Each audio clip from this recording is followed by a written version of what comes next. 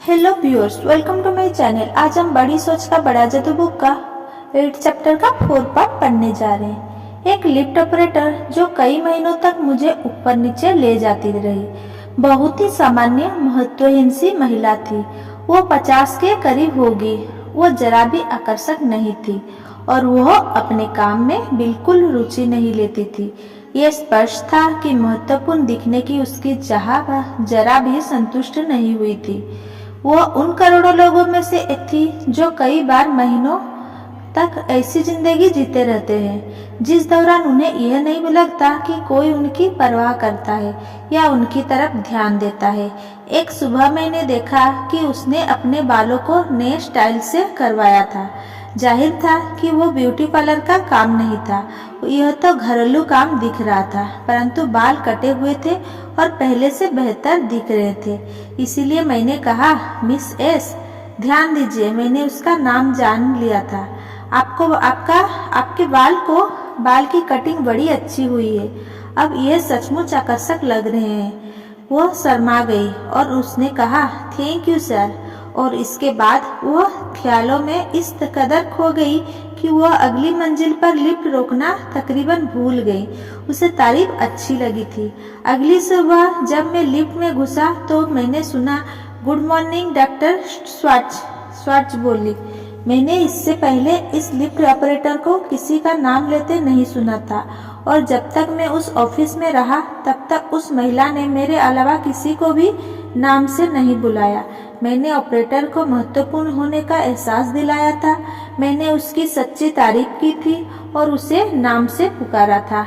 मैंने उसे महत्वपूर्ण अनुभव कराया था। अब वह मुझे महत्वपूर्ण अनुभव कराकर एहसान उतार रही थी। हम अपने आप को धोखे में न रखें।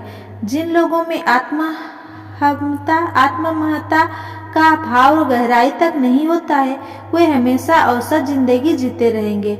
अच्छी तरह से इस बात को समझ ले, आपको सफल होने के लिए महत्वपूर्ण अनुभव कराना होगा।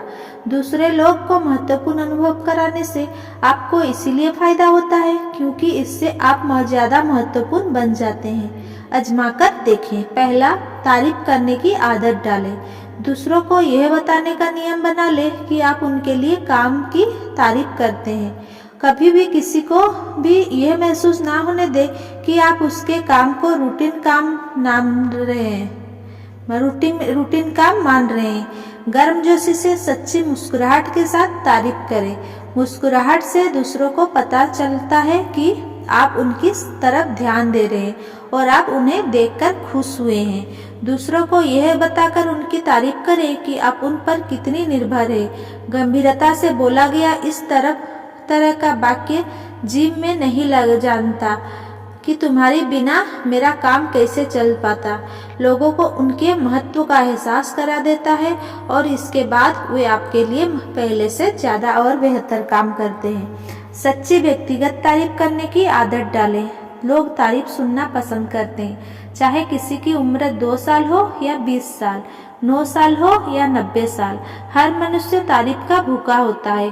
उसे यह विश्वास दिलाया जाना चाहिए कि वो अच्छा काम कर रहा है, कि वो महत्वपूर्ण है। ऐसा ना लगने दे कि आप केवल बड़ी उपलब्धियां की ही सराहना करते हैं। छोटी छोटी बातों पर लोगों को तारीफ का उपहार दें। उनकी वेशभूषा, उनके नाम, उनके काम करने का तरीका, उनके विचार, उनकी वफादारी, उनकी मेहनत, उपलब्धियों पर लोगों को चिट्ठी लिखकर उनकी तारीफ करें।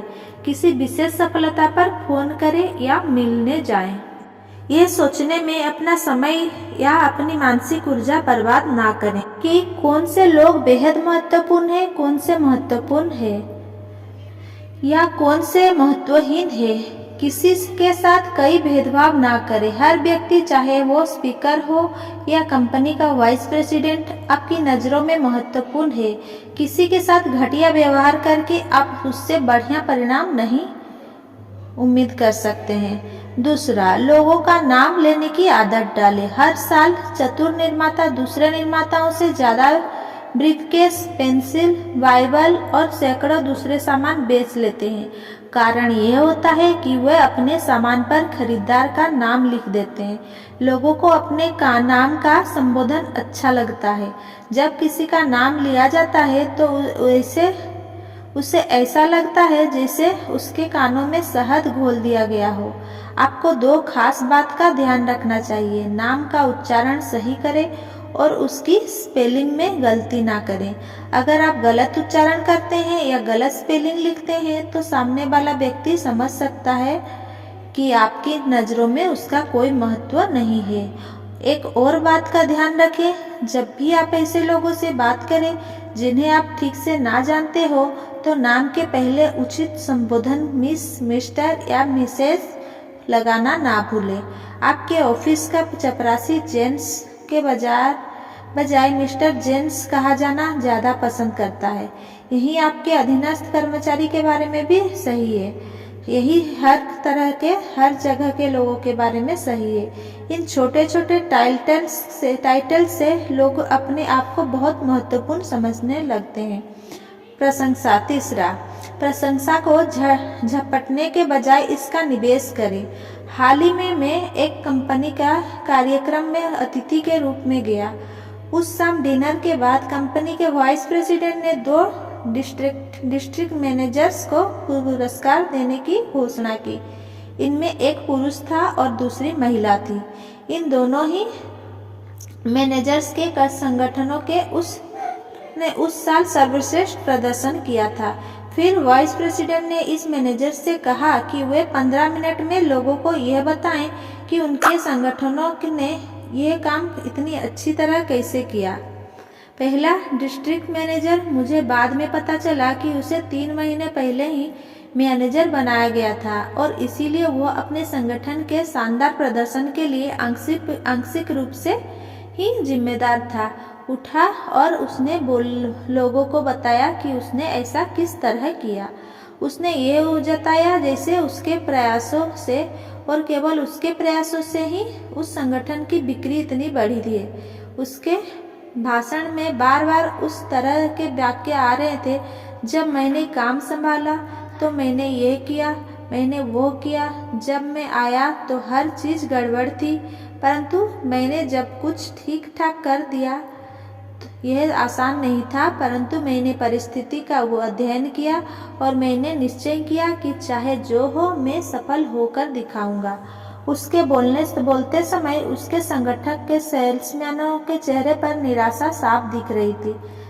डिस्ट्रिक्ट मैनेजर सफलता का सारा श्रेय खुद ही लिए जा रहा था और उन्हें नज़रअंदाज कर रहा था। रिकॉर्ड सेल में सेल्समैनों की कड़ी मेहनत का योगदान है। इस बात को मैनेजर ने नहीं बताया था। इसके बाद दूसरी डिस्ट्रिक्ट मैनेजर ने अपनी बात कही, परंतु इस महिला की शैली बिल्कुल अलग थी। पहले तो उसने बताया कि उसके संगठन को जो सफलता मिली है वो उसकी टीम की जी जान से किए गए प्रयासों का परिणाम है। इस सफलता के असली हकदार तो उसके सेल्समैन हैं। इसके बाद उस मैनेजर ने अपने हर सेल्समैन को खड़े होने के लिए कहा ताकि वह हर एक को उसके प्रयास के लिए बधाई दे सके, उसकी तारीफ कर सके। दोनों के व्यवहार में कितना फर्क था। पहले मैनेजर ने वाइस प्रेसिडेंट की तारीफ झपट कर रख ली और खुद ही पूरी तारीफ हड़प कर लिया। उसके ऐसा करने से उसके अपने ही लोग उससे चिढ़ गए। उसके सेल्समैनों का मनोबल कम हो गया। दूसरी मैनेजर ने तारीफ को अपने सेल्समैनों में बांट दिया, जिससे उसका मनोबल बढ़ गया और वे भविष्य में ज़्यादा अच्छा काम करने के लिए प्रेरित हुए। ये मैनेजर जानती थी कि ज़्यादा लाभ कमाने के लिए पैसे की तरह तारीफ का भी निवेश करना चाहिए। वो जानती थी कि सेल्समैनों की इस तरह तारीफ करने से वे अगले साल और ज़्यादा मेहनत करेंगे। याद रखें, प्रशंसा ही शक्ति है। अपने सुपीरियर से मिलने वाली तारीफ का निवेश करें। अपने अधीनस्थ तक उस तारीफ को पहुंचा दें ताकि वे भविष्य में बेहतर काम करने के लिए प्रेरित हो। जब आप तारीफ बांटते हैं तो आपके अधीनस्थ यह समझ लेते हैं कि आप उन्हें मूल्यवान समझते हैं, उन्हें महत्व देते हैं। यहाँ एक दैनिक अभ्यास दिया जा रहा है जिसके बहुत ज़्यादा लाभ होते हैं। अपने आप से हर दिन यह पूछें, मैं अपनी पत्नी और परिवार को सुखी बनाने के लिए आज क्या कर सकता हूँ।